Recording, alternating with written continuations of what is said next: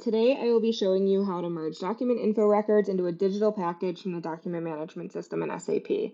We'll start off by searching for our document info records. There are several different fields you can search by. Today I'm only going to be searching by the CH2 document type.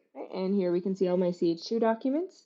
I'm going to go ahead and click into a record, choose my file, and down here I'm going to click Print Original. Right, and the Seal Systems document distribution client will come up, and on the left side here we can see our file that we've chosen.